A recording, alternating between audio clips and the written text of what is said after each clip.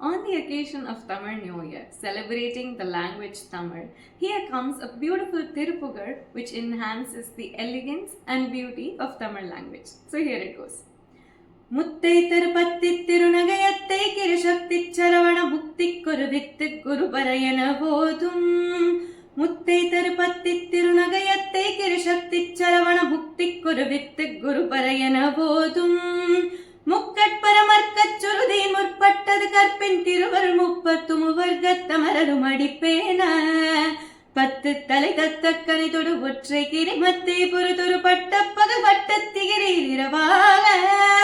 பத்து கிரிதத்தை கனவைய பச்சை புயமெற்ற தகவல் பட்சத்தொடு ரட்சித் தருவதும் ஒரு நாடே